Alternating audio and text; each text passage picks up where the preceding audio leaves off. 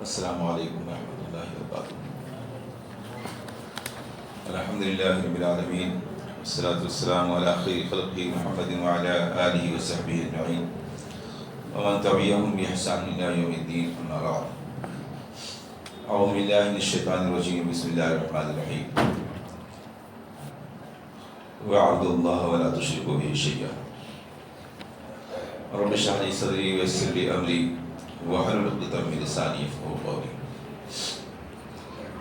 معزز سامعین کرام، جیسا کہ آپ جانتے ہیں کہ یہ کشف الشبہات نامی کتاب کی شرح کا سلسلہ جاری ہے۔ پچھلے درس میں ہم لوگوں نے یہ پڑھا تھا کہ اگر غور کیا جائے تو یہ معلوم ہوتا ہے کہ اس دور کے مشرکین نبی اکرم صلی اللہ علیہ وسلم کے زمانے کے مشرکین سے دو اعتبار سے زیادہ برے ہیں۔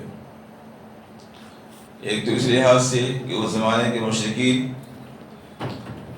عام حالات میں، نارمل حالات میں شرک تو کرتے تھے، غیر اللہ کو پکارتے تھے، لیکن سخت پریشانیوں اور مصیبتوں میں صرف اللہ رب العالمین کو پکارتے تھے، جبکہ آج شرک کرنے والے لوگ دونوں حالتوں میں اللہ کو پکارتے ہیں۔ دوسری وجہ یہ کہ اس زمانے کے مشرکین انبیاء، اولیاء، ملائکہ، بزرگان دین یا پھر بے جان چیزوں کو اللہ کے ساتھ شریک کرتے تھے، جبکہ اس دور کے مشرکین انبیاء، اولیاء کو شریک کرنے کے ساتھ ساتھ زیادہ تر ایسے لوگوں کو اللہ تعالیٰ کے ساتھ شریک، ساجیدار اور عبادت میں ساتھی اور شریک بنا رکھا ہے، جو کہ معاشرے کے سب سے زیادہ فاسق و فاجر، دین سے دور، گناہوں میں ڈوبے ہوئے لوگ ہوتے ہیں۔ تو ان دونوں لحاظ سے آج کا شرک اس زمانے کے شرک سے زیادہ سخت ہے۔ لکھتے ہیں اذا تحققت ان الذين قاتلهم رسول الله صلی اللہ علیہ وسلم اصحوا قولا واخف الشرك من هؤلاء۔ یہ بات خوب واضح ہو گئی کہ رسول اللہ صلی اللہ علیہ وسلم نے جن مشرکین سے جنگیں کی تھیں، ان کا شرک آج کے شرک سے ہلکا تھا، اور ان کی عقلیں اس دور کے لوگوں سے زیادہ پختہ اور درست تھیں، جیسا کہ میں نے اس کے دونوں وجہ بیان کی۔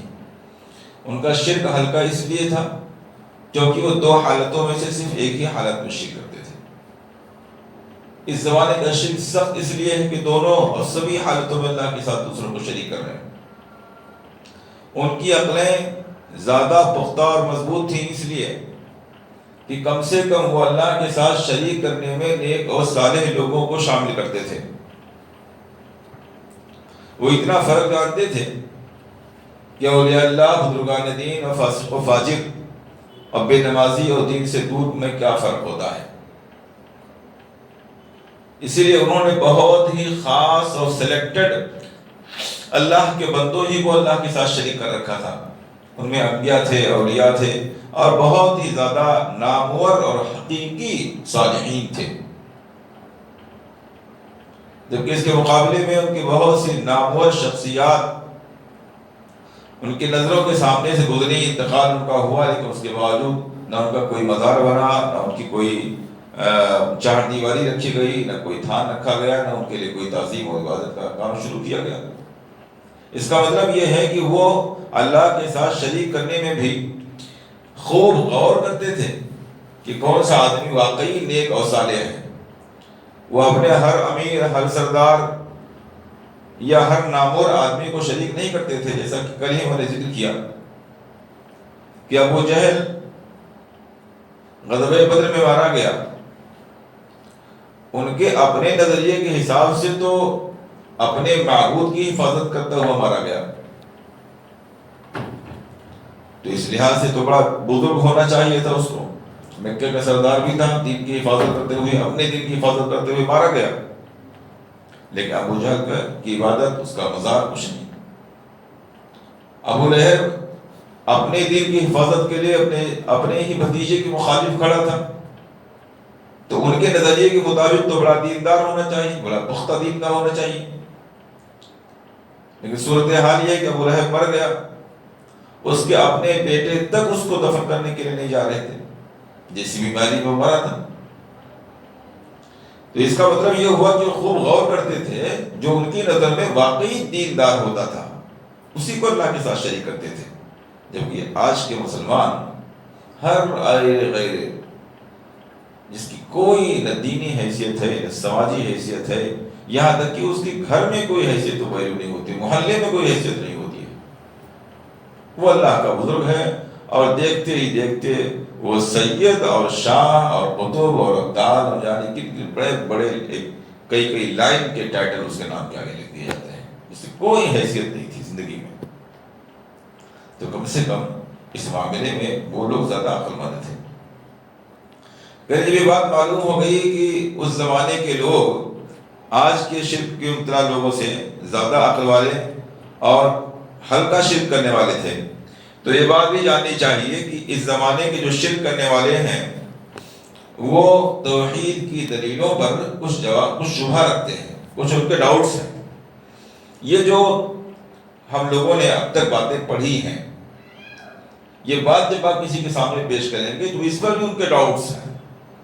وہ ڈاؤٹس کیا ہیں ان کو دیکھنا ہے، وہ یہ من اعظم شبہہم، اور یہ ان کے بڑے شبہات میں سے ہیں، تو اس کو غور سے سننا چاہیے۔ لکھتے ہیں انہم یقولون، وہ کہتے ہیں کہ ان الذین نزل فیہم القرآن لا یشہدون ان لا الہ الا اللہ، یہ جو آپ نے کہا کہ اس زمانے کے لوگ مشرک تھے، نا بتوں کی عبادت کرتے تھے، اور ہم بھی اسی جیسا کام کرتے ہیں، وہ بھی غیر اللہ کے ساتھ کرتے تھے، ہم بھی غیر اللہ کے ساتھ کرتے ہیں، اس لیے دونوں کا حکم ایک ہی ہوگا، یہی ہم لوگوں نے تو پڑھا ہے۔ کہتے ہیں دونوں میں فرق ہے، کیا کہتے ہیں دونوں میں فرق ہے، اس لیے کہ وہ لا الہ الا اللہ تھوڑے پڑھتے تھے، کلمہ تھوڑے پڑھتے تھے، ہم پڑھتے ہیں تو فرق تو ہوا۔ وہ رسول اللہ کو چھٹلاتے تھے، ہم آپ کو مانتے ہیں۔ وہ موت کے بعد دوبارہ زندہ ہونے کا انکار کرتے تھے، ہم اس کو مانتے ہیں۔ وہ قرآن کو نہیں مانتے تھے، ہم قرآن کو مانتے ہیں۔ ہم رسول اللہ صلی اللہ علیہ وسلم کو رسول اور نبی مانتے ہیں، صادق اور امین مانتے ہیں، اور وہ آپ کو جادوگر کہتے تھے۔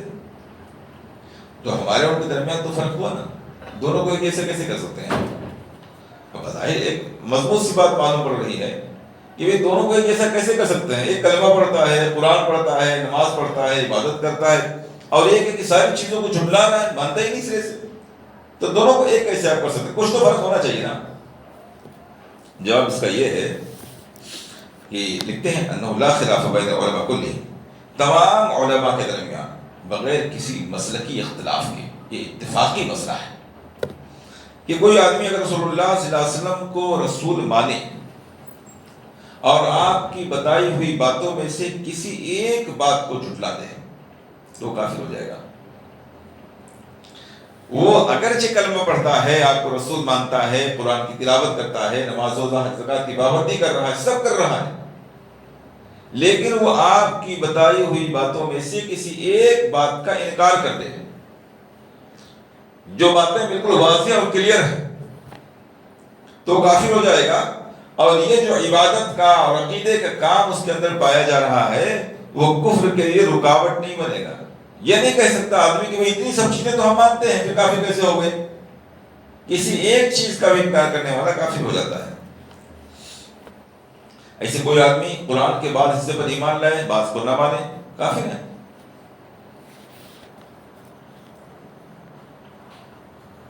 ایسے کوئی آدمی توحید کو مانتا ہے، نماز کا انکار کرے، یا توحید اور نماز کو مانتا ہے مگر زکوٰۃ کو نہ مانے، یا ان سب چیزوں کو مانے روزے کا انکار کر دے، یا ان سب چیزوں کو مانے حج کا انکار کر دے، کسی ایک چیز کا انکار کر دے باقی سب کو مانے، تب بھی اس میں کوئی دو رائے نہیں، کوئی اختلاف نہیں، سارے مسلک کے علماء اس میں متفق ہیں کہ وہ کافر ہوگا، اسلام سے خارج ہو جائے گا، وہ اسلام میں نہیں رہے گا، مرتد ہوگا، وہ مرتد ہو جائے گا جو کسی ایک چیز کا انکار کر دے، ایسی چیز جس کا ثبوت بالکل واضح ہے۔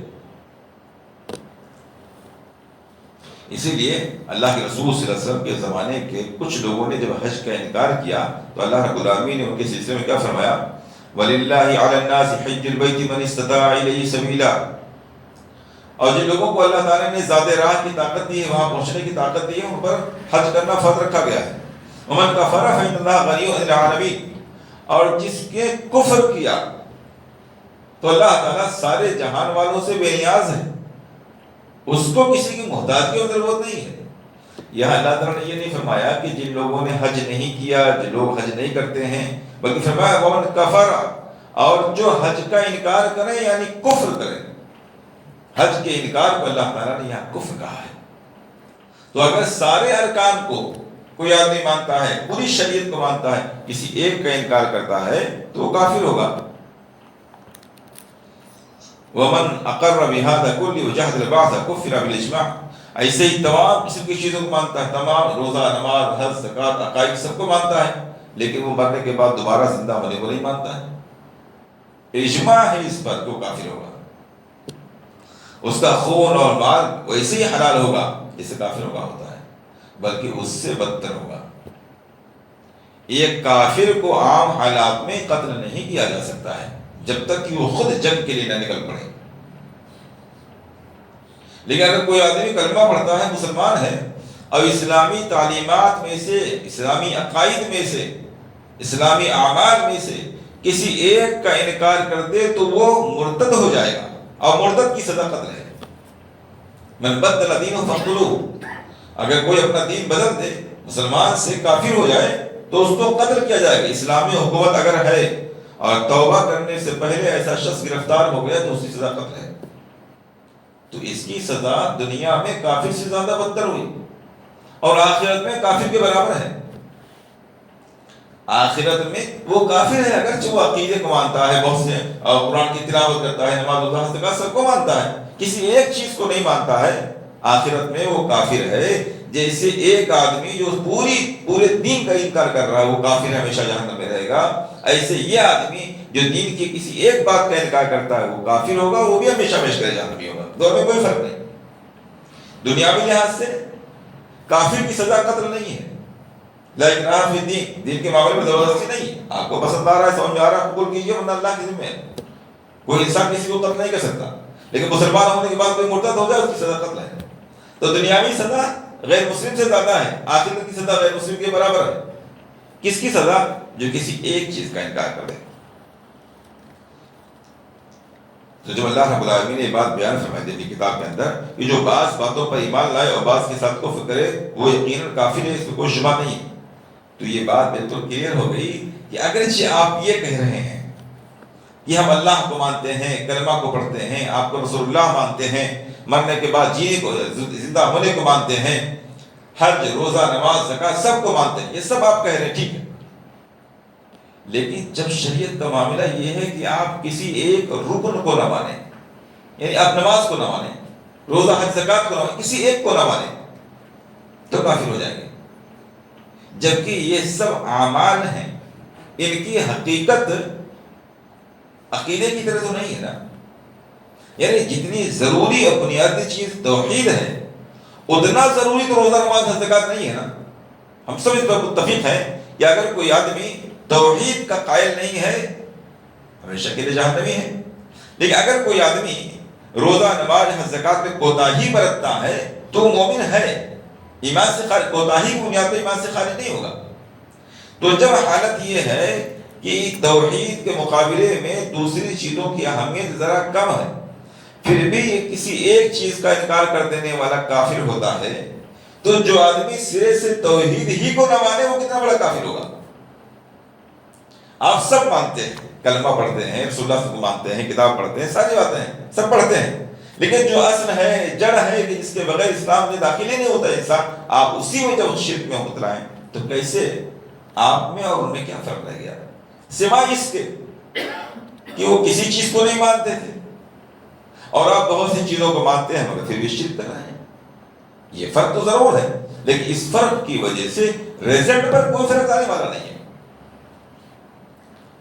کیونکہ توحید کے بغیر کوئی آدمی مسلمان ہوتا نہیں ہے۔ وہی توحید نہیں مانتے تھے، آپ بھی توحید نہیں مانتے، تو اس لحاظ سے کوئی فرق نہیں ہے۔ تو یہ ایک پہلے شبہ کا جواب ہوا۔ وَيُقَالُ أَيْضًا، اور اس سے یہ بھی کہا جا سکتا ہے کہ إِذَا كُنْتَ تَخْلُو أَنَّ مَا صَدَّقَ الرَّسُولُ فِي كُلِّ شَيْءٍ وَجَحَدَ وُجُوبَ الصَّلَاةِ، انه کافر حلال الدم والمال بالاجماع. آپ دیکھ رہے ہیں، آپ پڑھ رہے ہیں کہ اگر کوئی آدمی رسول اللہ صلی اللہ علیہ وسلم کی تصدیق کرتا ہے تمام چیزوں میں اور وہ نماز کے واجب ہونے کا انکار کرتا ہے، نماز کی فرضیت کا انکار کرتا ہے، تو وہ کافر ہے، اس کا جان مال سب حلال ہے، اس میں اجماع ہے. اگر وہ جنگ پہ نکلتا ہے تو مرتد ہو گیا تو اس کو قتل کیا جا سکتا ہے. وَكَذَلِكَ إِذَا أَقَرَّ بِكُلِّ شَيْءٍ إِلَّا الْبَعْثِ، سوائے مرنے کے بعد زندہ ہونے کے ساری چیزوں کو مانتا ہے تب یہی حال ہے. روزے کا انکار کر دے تب یہی حال ہے.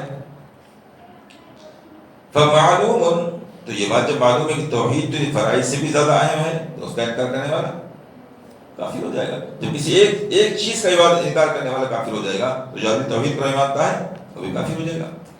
فَكَيْفَ إِذَا جَحَدَ الْإِنسَانُ شَيْئًا مِنْ هَذِهِ الْأُمُورِ كَفَرَ وَلَوْ عَمَلَ بِكُلِّ مَا جَاءَ بِهِ الرَّسُولُ. اگر کوئی آدمی رسول اللہ صلی اللہ علیہ وسلم کی تمام تعلیمات پر عمل کرے، کسی ایک کا انکار کر دے تو کافر ہو جائے گا. تو جو آدمی توحید ہی کو نہ مانے وہ کتنا بڑا کافر ہوگا.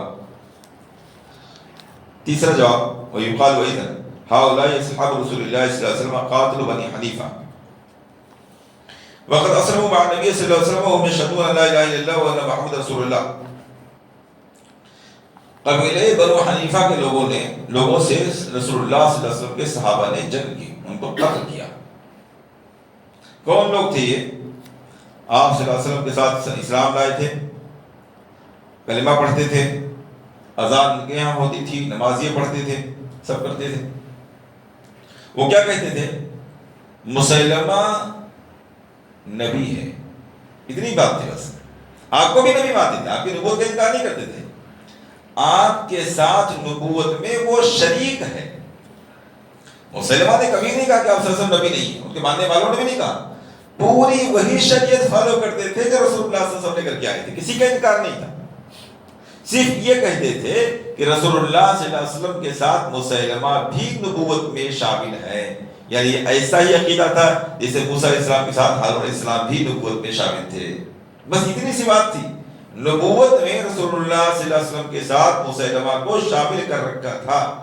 اذان، نماز، روزہ، حج، زکوٰۃ، عقائد، پورا کا پورا اسلام فالو کرتے تھے. خامی صرف اتنی تھی کہ آپ کے ساتھ مسلمہ کو نبوت میں شریک کر لیا تھا. صحابہ نے ان سے جنگ کی، ان کو قتل کیا. اب آپ اندازہ کیے کس سے جنگ ہو رہی ہے کہ جو ابھی نماز پڑھ کے آئے ہیں، جن کے یہاں اذان ہو رہی ہے، جو کلمہ پڑھ رہے ہیں، جو آپ کو نبی کہہ رہے ہیں، سب کہہ رہے ہیں، لیکن جنگ ہو رہی ہے ان سے، اب قتل کیا جا رہا ہے ان کو. اس لیے کہ انہوں نے نبوت میں مسلمہ انکار نہیں کیا تھا، صرف شامل مان لیا تھا. تو اگر وہ یہ کہتے ہیں کہ بھئی ان سے جنگ اس لیے ہوئی تھی کہ انہوں نے مسلمہ کو نبوت میں شامل کر لیا تھا، تو یہ تو بہت بڑا جرم ہے. اس لیے ان سے جنگ ہوئی تھی. ایسی بات ہے، یہی کہے گا آدمی کہ بھئی نماز، روزہ، زکوٰۃ تو کرتے تھے، مگر رسول اللہ صلی اللہ علیہ وسلم کے ساتھ مسلمہ کذاب کو انہوں نے شامل کر لیا تھا نبوت میں. فقل ھذا ھو المطلوب، تو کہیے کہ یہی تو ہم سمجھانا چاہتے ہیں آپ کو کہ اذا کان من رفع رجلا الى رتبۃ النبی کفر، کہ ایک آدمی نے ایک شخص کو اس کے مقام سے اٹھا کر صرف نبی اکرم صلی اللہ علیہ وسلم کے مقام تک پہنچا دیا تھا، بلکہ مقام تک بھی نہیں پہنچایا تھا. اصل نبی آپ صلی اللہ علیہ وسلم ہی کو مانا تھا، آپ کی تائید میں آپ کے ساتھ شریک مان لیا تھا، فرق تھا میرا.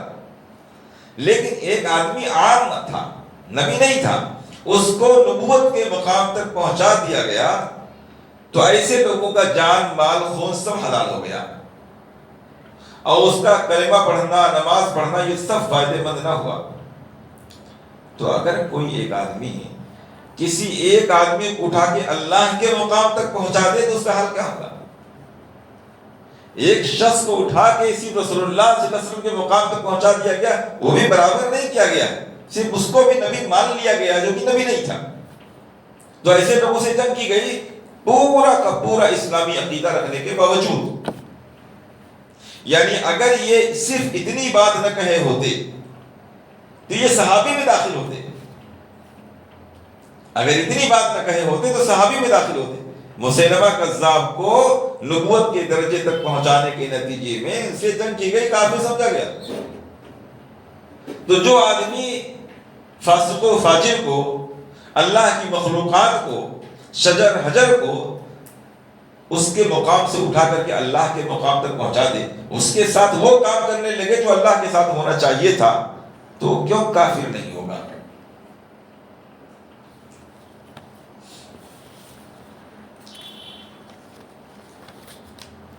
وہی قال ایک جواب یہ بھی دیا جا سکتا ہے، حضرت علی رضی اللہ تعالیٰ عنہ نے اپنے زمانے میں خوارج کو جلا دیا تھا۔ ان کا ایک جرم تو یہ تھا کہ وہ تمام مسلمانوں کو کافر سمجھتے تھے۔ ایک دوسری خامی ان کے اندر اور بہت بڑی پیدا ہو گئی تھی، وہ حضرت علی کو اللہ کہنے لگے تھے۔ حضرت علی رضی اللہ تعالیٰ عنہ کو ان کے سامنے اللہ کہنے لگے تھے، یہاں تک کہ جب حضرت علی رضی اللہ تعالیٰ نے جلانے کا حکم دیا تو کہنے لگے اب تو اور بھی آپ کے اللہ ہونے کا یقین ہو گیا۔ جب جلانے کا حکم دیا تو کہا اب اور بھی آپ کے اللہ ہونے کا یقین ہو گیا، آپ اللہ ہی ہیں۔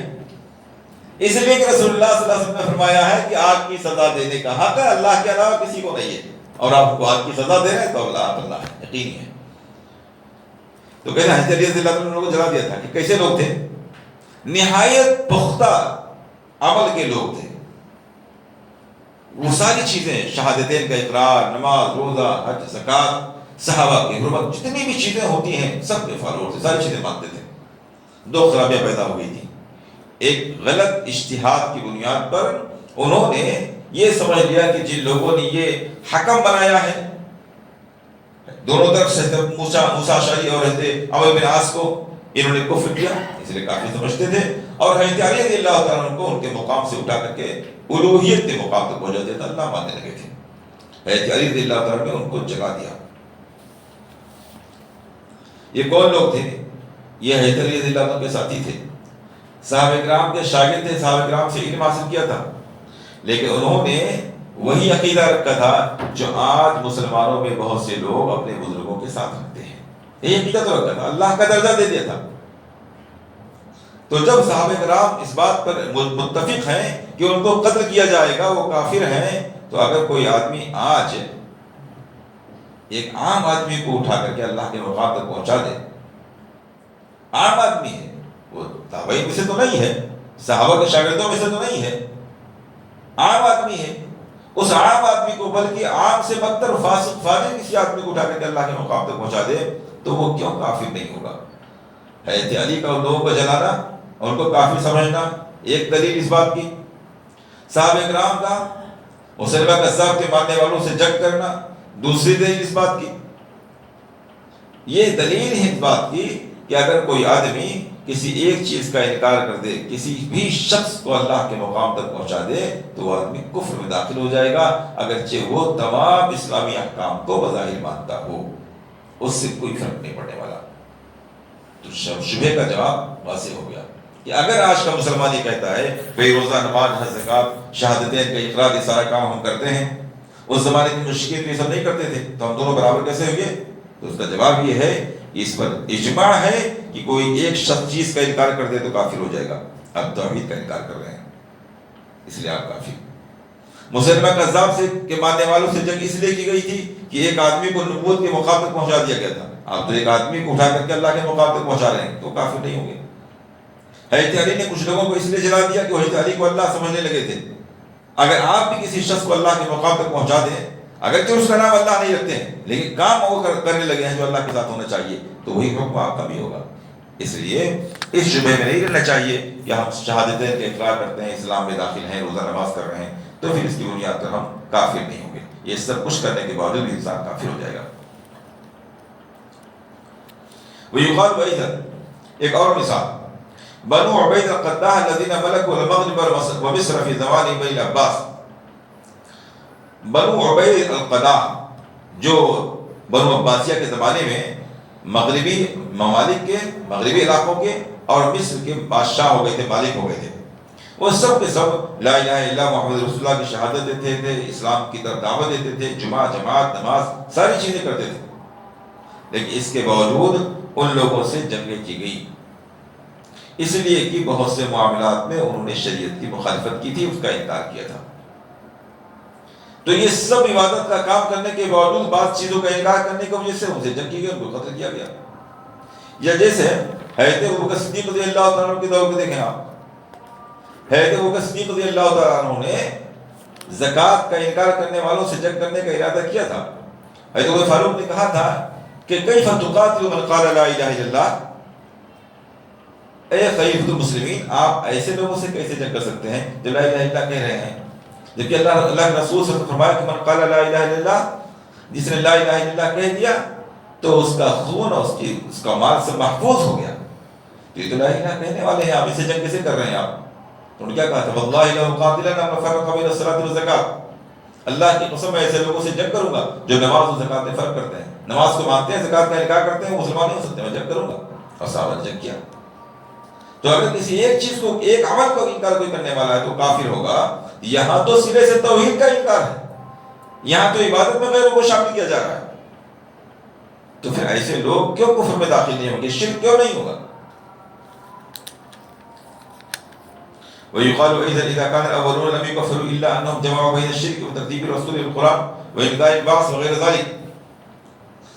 اگر آپ یہ کہیں یہ جو پچھلے لوگوں کو کافر کہا گیا تھا وہ اس لیے کہ انہوں نے شرک بھی کیا تھا، رسول اللہ کو جھٹلایا بھی تھا، قرآن کو بھی نہیں مانتے تھے، مرنے کے بعد زندہ ہونے کو بھی نہیں مانتے تھے، ان سارے گناہوں کی وجہ سے ان کو کافر کہا گیا تھا۔ اگر آپ کا اعتراض یہ ہے، یہ آپ کہہ رہے ہیں، تو اس کا جواب یہ، اس میں سوال ہے، یہ بتائیے کہ علماء نے جو حدیث کی کتابوں میں، فقہ کی کتابوں میں مرتد کا حکم لکھا ہے تو اس مرتد کا معنی کیا ہوتا ہے؟ مرتد کون ہوتا ہے؟ کیا وہ جو اسلام کے کسی بھی عمل کو نہ مانے سرے سے، اسے مرتد کہتے ہیں؟ مرتد کس کو کہتے ہیں؟ جس نے اسلام کا کلمہ پڑھا ہے، تمام باتوں کو مانتا ہے، لیکن وہ اسلام چھوڑ دے، کوئی دوسرا مذہب قبول کر لے، وہ بھی مرتد ہے۔ یا کوئی اسلام میں اپنے آپ کو داخل سمجھتے ہوئے اسلامی احکام و تعلیمات میں سے کسی ایک کا انکار کر دے، یہ دونوں شکلیں مرتد کی ہیں۔ کسی نے دوسرا مذہب اختیار کر لیا، اسلامی کو سرے سے چھوڑ دیا، وہ بھی مرتد ہے۔ اور کوئی آدمی اسلامی تعلیمات کو مانتا ہے، ہمارے ساتھ آ کے نماز پڑھتا ہے، ہمارا کلمہ پڑھتا ہے، ساری چیزوں کو مانتا ہے، لیکن اسلامی تعلیمات میں سے کسی ایک کو نہیں مانتا، روزے کو نہیں مانتا، نماز کو نہیں مانتا، حج کو نہیں مانتا، زکوٰۃ کسی ایک کو نہیں مانتا ہے، وہ مرتد کہلائے گا۔ اور میں نے ذکر کیا کہ مرتد کی سزا کافر سے بھی زیادہ سخت ہے، آخرت کے لحاظ سے وہ کافر کے برابر ہے، اور دنیا کے لحاظ سے اس کی سزا کافر سے زیادہ سخت ہے، اس کو قتل کیا جائے گا۔ تو مرتد کون ہوتا ہے؟ جو کسی ایک چیز کو نہ مانے۔ جب یہاں آپ توحید ہی نہیں مانتے ہیں تو مرتد کے حکم میں ہوئے کہ نہیں ہوئے؟ جب نماز کو نہ ماننے والا مرتد ہے تو توحید کا ماننے والا کیا ہوگا؟ توحید کا نہ ماننے والا کیا ہوگا؟ اگر کوئی آدمی حج کا انکار کرنے والا مرتد ہے، اس کو سب متفق ہیں، تو جو آدمی اللہ کے ساتھ دوسروں کی عبادت میں شریک کر رہا ہے اس کا حکم کیا ہونا چاہیے؟ ایسی بات وہ بھی مرتد کے حکم میں ہوگا۔ اس لیے اگر کوئی آدمی شرک اکبر میں مبتلا ہے تو پھر اس کا روزہ، نماز، حج، زکوٰۃ، رسول اللہ صلی اللہ علیہ وسلم کو ماننا، کلمہ شہادت کا پڑھنا، اس میں سے کوئی بھی چیز کے لیے مفید نہیں ہوگی۔ وَيُقَالُ أَيْضًا الَّذِينَ قَالَ اللَّهُ فِيهِمْ يَحْلِفُونَ بِاللَّهِ مَا قَالُوا وَلَقَدْ قَالُوا كَلِمَةَ الْكُفْرِ بَعْدَ إِسْلَامِهِمْ۔ ایک اور واقعہ دیکھیں آپ، سورہ توبہ آیت نمبر 74 میں اللہ رب العالمین نے ذکر کیا منافقین کا واقعہ، یعنی کچھ لوگ جن کو ہم منافق کہتے ہیں، اس زمانے کے لوگوں کو پتہ نہیں تھا کہ منافق ہے، نہ وہ اپنے آپ کو منافق کہتے تھے، روزہ، نماز، حج، زکوٰۃ، کلمہ سب پڑھتے تھے، رسول اللہ صلی اللہ علیہ وسلم کے ساتھ غزوہ تبوک میں جہاد کرنے کے لیے گئے تھے، اتنی بڑی قربانی تھی، لیکن وہاں راستے میں ان لوگوں نے علماء اور قراء کے سلسلے میں ان کا مذاق اڑایا، اور بھائی یہ سب صرف کھانے پینے کے لوگ ہیں، کھاتے پیتے رہتے ہیں اور کسی کام کے آدمی نہیں ہیں، یہ بزدل ہیں، جنگوں میں پیچھے رہنے والے ہیں اور صرف کھانے پینے میں آ گئے ہیں۔ یہ بات کہی تھی۔ ایک صحابی نے آ کر شکایت کی اللہ کے رسول صلی اللہ علیہ وسلم سے۔ جب ان لوگوں کو معلوم ہوا کہ شکایت ہو گئی تو وہ اپنا دامن صاف کرنے کے لیے رسول اللہ صلی اللہ علیہ وسلم کے پاس آئے، عذر بیان کرنے کے لیے، کہنے لگے کہ ہم تو صرف ایک یوں ہی مذاق میں کہتے تھے، آپس میں محفل تھی، ہنسی مذاق کی محفل تھی اور ہم مذاق میں یہ بات کہہ رہے تھے۔ آج بھی بہت سے مسلمان علماء کے تعلق سے، حفاظ کے تعلق سے، دینداروں کے تعلق سے اس قسم کے مذاقیہ جملے بولتے ہیں اور کہتے ہیں کہ مذاق کر رہے ہیں۔ وہ لوگ جو آپ صلی اللہ علیہ وسلم کے ساتھ جہاد کرنے کے لیے گئے انہوں نے بھی ایسا ہی کچھ کیا تھا، اور آگے آپ صلی اللہ علیہ وسلم کے سامنے خود کہہ رہے ہیں کہ اللہ کے رسول ہمیں یوں ہی بس مذاق میں کہا تھا اور کوئی بات نہیں۔ اب یہ مسئلہ پیدا ہو گیا کہ کیا ان لوگوں نے واقعی مذاق میں کہا تھا یا غلط شکایت ہو گئی ہے؟ جنہوں نے شکایت کی تھی کہ نہیں اللہ کے رسول یہ لوگ کہہ رہے تھے، وہ لوگ کہہ رہے نہیں اللہ کے رسول یوں ہی بس مذاق میں اسی نے کہہ دیا تھا، اور وہ تو انکار کیا، اور پھر جب زیادہ تنبیہ کی گئی تو کہنے کو مذاق کیا تھا۔ اب اس کے جواب میں اللہ تعالیٰ کیا کہہ رہا ہے؟ مذاق تھا نا تو اس کو مذاق میں ڈال دینا چاہیے تھا، مگر اس مذاق کو بھی اللہ تعالیٰ نے اتنا سیریس لیا۔ سورہ توبہ میں اللہ تعالیٰ نے فرمایا قل اب اللہ و آیاتہ و رسولہ کنتم تستہزئون، کیا اللہ اس کی آیات اور اس کے رسولوں کے ساتھ تو مذاق کر رہے ہو؟ حالانکہ انہوں نے نہ اللہ کا مذاق، نہ اس کی آیات کا مذاق، نہ اس کے رسولوں، تینوں کا کوئی ذکر ہی نہیں تھا۔ وہاں تو علماء اور حفاظ کا مذاق بنایا جا رہا تھا۔ لیکن ظاہر سی بات ہے علماء اور حفاظ کی جو حیثیت ہے اللہ اور اس کے رسول کے نزدیک، وہ اسی لیے تو ہے کہ وہ دوسروں کے مقابلے میں انہوں نے قرآن کو یاد کر رکھا ہے، دوسرے کے مقابلے میں انہوں نے دین کا علم حاصل کر رکھا ہے، ورنہ عام انسان کی طرح سے۔ تو فرق یہی تو ہے، علم ہی کا تو فرق ہے، دین کے علم کا فرق ہے۔ تو جب کوئی علماء کا مذاق بناتا ہے، حفاظ کا، قراء کا مذاق بناتا ہے، تو گویا وہ حقیقت میں اللہ، اس کے رسول، اس کی آیات کا مذاق بنا رہا ہے، حالانکہ انہوں نے صاف لفظوں میں بات کہی نہیں تھی، مگر اللہ تعالیٰ نے جواب میں کیا کہا کہ تمہیں مذاق کرنے کے لیے یہی ملا تھا، اللہ، اس کے رسول، اس کی آیات۔ فرمایا لا تعتذروا قد کفرتم بعد ایمانکم، عذر نہ بیان کرو، یہ سب بہانے مت کرو، تم ایمان لانے کے بعد کفر میں داخل ہو گئے ہو۔ یہ کون لوگ تھے؟ میں نے ذکر کیا، آپ کے ساتھ، آپ کے پیچھے نماز پڑھنے والے تھے، تمام اسلامی احکام کو مانتے تھے، یہاں تک کہ آپ کے ساتھ جنگ کرنے کے لیے غزوہ تبوک میں گئے ہوئے ہیں، جو کہ بہت مشکلات کا سفر تھا، اور صرف مذاق کیا تھا، اور کہہ بھی رہے تھے کہ مذاق کر رہا ہوں، اور اللہ نے بھی کہا کہ مذاق ہی کر رہے ہو تم۔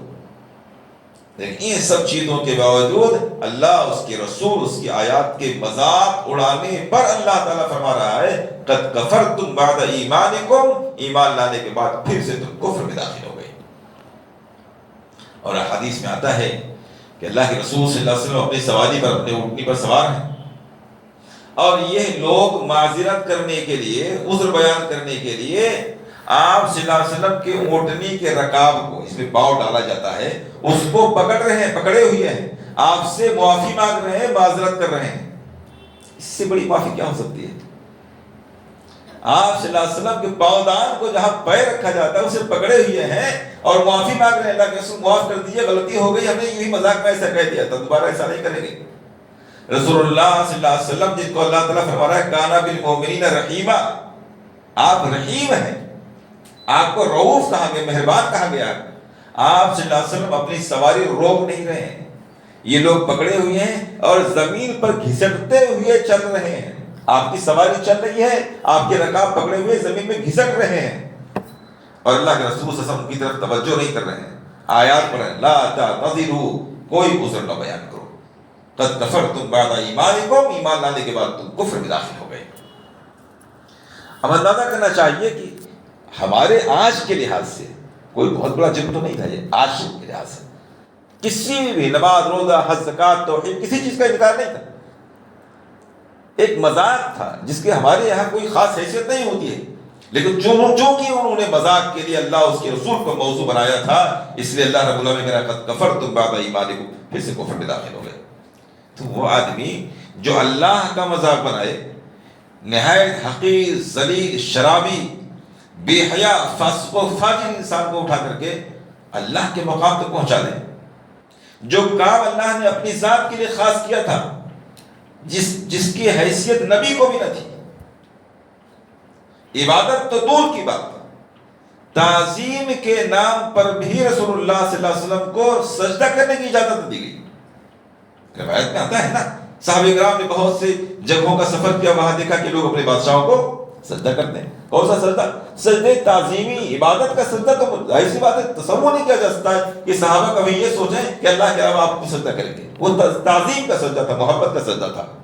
اللہ کے رسول نے فرمایا کہ اگر کسی بھی شخص کے لیے میں سجدے کی اجازت دیتا تو میں بیویوں کو اجازت دیتا کہ وہ شوہروں کا سجدہ کرے، کسی کے لیے اجازت نہیں، سجدہ نہیں کر سکتے آپ۔ یہاں تک کہ آپ صلی اللہ علیہ وسلم اس بات کو پسند نہیں فرماتے تھے کہ جب میں آؤں تو صحابہ تعظیم میں کھڑے ہو جائیں۔ اللہ کا یہ اتنا سا، حالانکہ یہ اللہ کے ساتھ شریک کرنا نہیں ہے، اگر کوئی کھڑا ہو گیا سب لوگ اس بات میں متفق ہیں، وہ کافر مشرک نہیں ہوگا، وہ نگار ہے، گناہ کا کام ہے، کافر مشرک نہیں ہوگا، لیکن وہ جڑ کاٹنے کے لیے، شرک کا دروازہ بند کرنے کے لیے رسول اللہ صلی اللہ علیہ وسلم صحابہ کرام کو سختی سے منع فرمایا، لا تقوموا کما یقوم العاجم لملوکہم، جیسے اجمی لوگ، عرب کے باہر کے لوگ اپنے امراء، اپنے حکمراں، اپنے بادشاہوں کی تعظیم کے لیے ادب سے کھڑے ہو جاتے ہیں، اور جب تک ان کو بیٹھنے کے لیے نہ کہا جائے نہیں بیٹھتے ہیں، یا جب بادشاہ یا امیر بیٹھ جاتا ہے تب یہ بیٹھتے ہیں، ایسا ہمارے ساتھ نہ کیا کرو، کسی کے ساتھ ایسا نہ کیا کرو۔ چنانچہ صورتحال کیا تھی؟ اتنی بے پناہ محبت کے باوجود، ابھی کل ہم لوگوں نے پڑھا کہ آپ صلی اللہ علیہ وسلم تھوکتے تھے تو آپ کا تھوک زمین میں گرنے نہیں پاتا تھا، آپ وضو کرتے تھے تو آپ کے وضو کا پانی زمین میں صحابہ گرنے نہیں دیتے تھے، آپ کے جسم سے پسینہ نکلتا تھا تو بعض صحابیات اس کو شیشے میں بھر کے رکھ لیتے تھے عطر میں ملانے کے لیے۔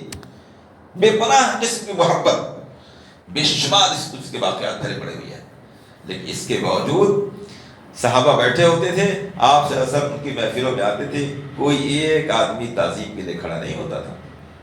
کیوں؟ اس لیے کہ ان کو معلوم تھا کہ رسول اللہ صلی اللہ علیہ وسلم نے اس سے منع کر رکھا ہے، اتنی اجازت نہیں دی گئی ہے۔ تو پھر یہ کیسے اجازت ہو سکتی ہے کہ آج کسی عام آدمی کو اٹھا کے رسول اللہ صلی اللہ علیہ وسلم سے آگے بڑھا کر کے اللہ کے مقام تک پہنچا دیا جائے؟ تو بہرحال یہ تمام کی تمام چیزیں شرک میں داخل ہیں، اس لیے یہ کہنا کہ ہم روزہ، نماز، حج، زکوٰۃ اور کلمہ پڑھ رہے ہیں اس لیے ہم میں اور کافروں میں فرق ہے، تو فرق صرف یہ ہے کہ وہ کلمے کے معنی کو سمجھتے تھے، اس کا تقاضا جانتے تھے، اس لیے وہ کلمہ پڑھتے نہیں تھے، اور جب انہی میں سے کوئی آدمی کلمہ پڑھ لیتا تھا تو پھر پلٹ کے وہ شرک کی طرف کبھی جاتا نہیں تھا۔ آج ہم کلمے کے معنی، اس کے تقاضے کو جانتے نہیں ہیں، اس لیے کلمہ پڑھتے بھی ہیں اور شرک بھی کرتے ہیں، اس کے علاوہ کوئی دوسرا فرق نہیں ہے۔ وَاعْبُدُوا اللَّهَ وَلَا تُشْرِكُوا بِهِ شَيْئًا، عبادت صرف اللہ کی ہونی چاہیے، اللہ کے ساتھ کسی کے ساتھ بھی شریک کرنا یہ جرم ہے، اس میں کسی بھی شخص اور کسی بھی عمل کا کوئی فرق نہیں ہے۔ کوئی بھی شخص شرک کرے، ایک آدمی جو سرے سے اسلام کو نہیں مانتا ہے وہ شرک کر رہا ہے، وہ بھی مشرک ہے، ایک آدمی جو اسلام کو مانتا ہے وہ شرک کرے تو وہ بھی مشرک ہے، اصل عمل ہے، ٹائٹل نہیں ہے۔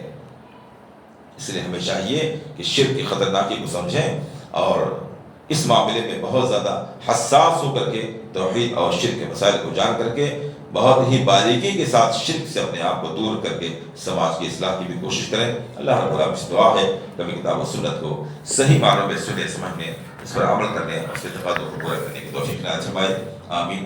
وآخر دعوانا الحمدللہ۔